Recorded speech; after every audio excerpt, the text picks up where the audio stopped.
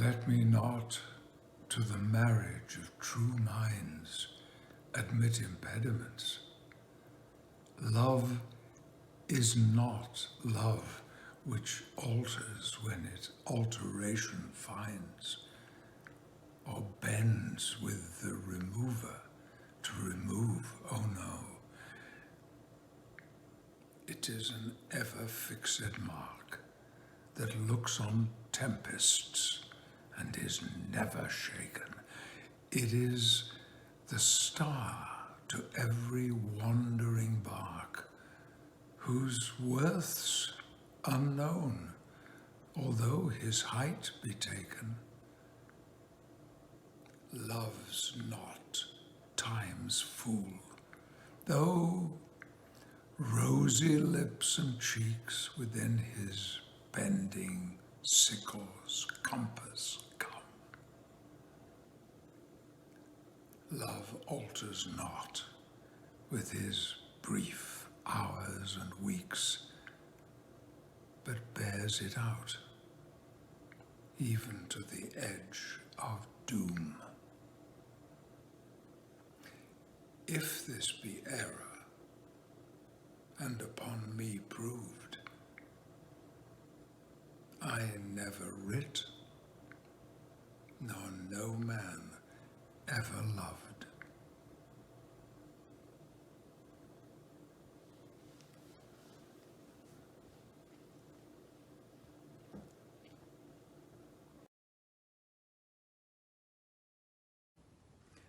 Sonnet 1. From fairest creatures we desire increase, that thereby beauty's rose might never die.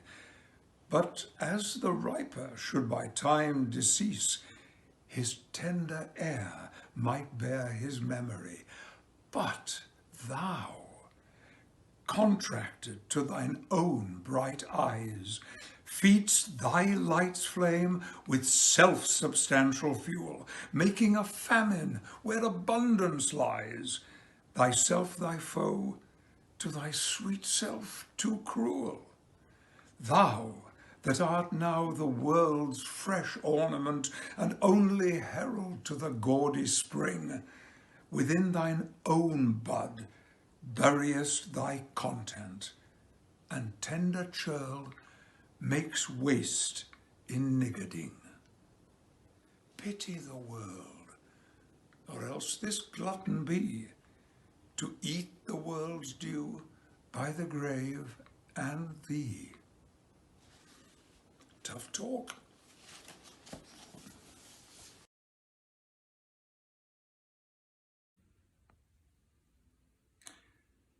Sonnet 2, and this is one of my favourites. When 40 winters shall besiege thy brow, and dig deep trenches in thy beauty's field, thy youth's proud livery, so gazed on now, will be a tattered weed of small worth held. Then, being asked where all thy beauty lies, where all the treasure of thy lusty days, to say, within thine own deep sunken eyes were an all-eating shame and thriftless praise. How much more praise deserved thy beauty's use, if thou couldst answer, this fair child of mine shall sum my count and make my old excuse, proving his beauty by succession thine. This were to be new made when thou art old, and see thy blood warm when thou find'st it cold.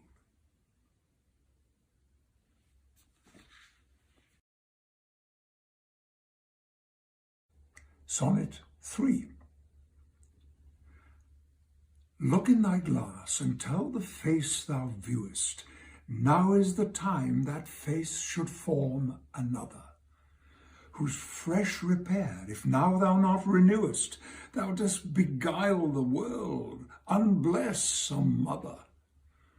For where is she so fair, whose unerred womb disdains the tillage of thy husbandry? Or who is he so fond will be the tomb of his self-love to stop posterity? Thou art thy mother's glass, and she in thee calls back the lovely April of her prime. So thou through windows of thine age shalt see, despite of wrinkles, this thy golden time. But if thou live remembered not to be, die single, and thine image dies with thee.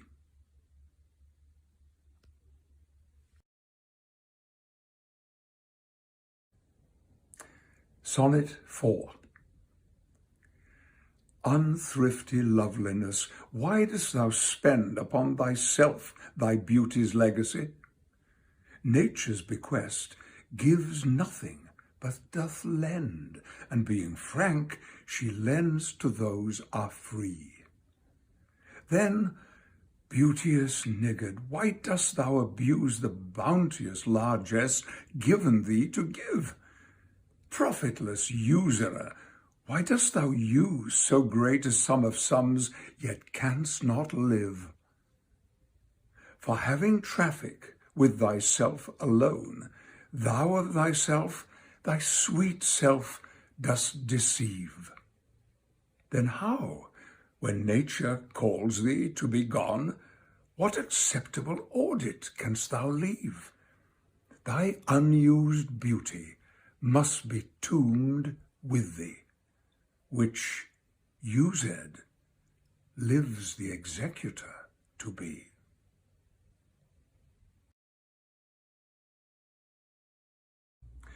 Hello, I have a confession and an apology to make because I'm not going to do Sonnet 5. It's too hard. I've been working on it, and I just don't think I could do it justice because I don't really understand it. So we're moving on to Sonnet 6. Now, Sonnet 6 and Sonnet 5 actually go together. Just try to remember that while I'm reading. Then let not winter's ragged hand deface in thee thy summer ere thou be distilled. Make sweet some vial. Treasure thou some place with beauty's treasure ere it be self-killed.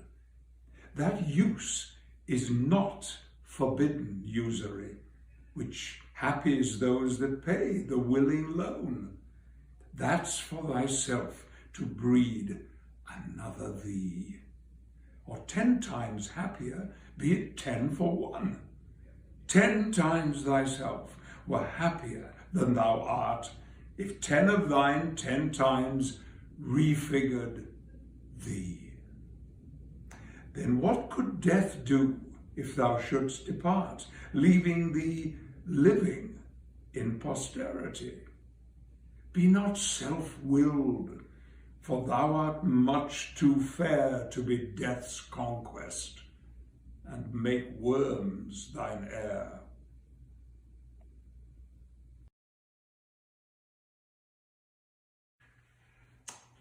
Sonnet 7. In the first line, there are the 2 words, gracious light. In this sonnet, it means the sun. Lo, in the orient, when the gracious light lifts up his burning head, each under eye does homage to his new appearing sight, serving with looks his sacred majesty, and having climbed the steep up heavenly hill, resembling strong youth in his middle age, yet mortal looks adore his beauty still, attending on his golden pilgrimage. But when from highmost pitch with weary car, like feeble age, he reeleth from the day, The eyes for-duteous now converted are from his low tract, and look another way. So thou, thyself outgoing in thy noon, unlooked on, diest, unless thou get a son. I wonder if the use of the word car, C-A-R, was the first time that word was ever used in English verse. It means chariot.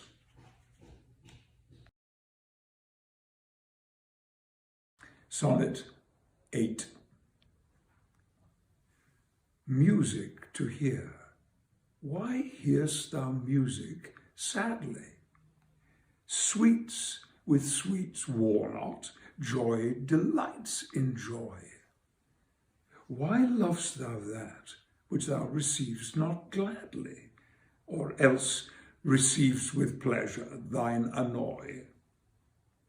If the true concord of well-tuned sounds by unions married do offend thine ear, they do but sweetly chide thee who confounds in singleness the parts that thou shouldst bear.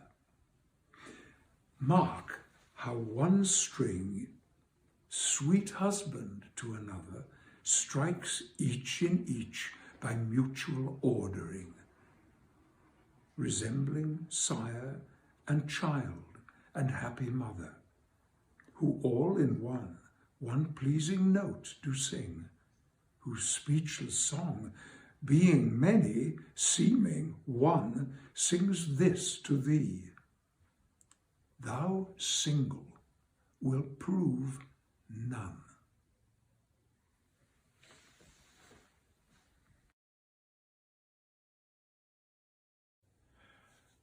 Well, I'm going to do Sonnet 10 because I don't like Sonnet 9. Now, you can read it yourselves and make that decision, but I found it offensive, so I'm not going to do it because nobody's going to make me. So, Sonnet 10. For shame, deny that thou bear'st love to any, who for thyself art so unprovident. Grant, if thou wilt, thou art beloved of many, but that thou none lovest is most evident.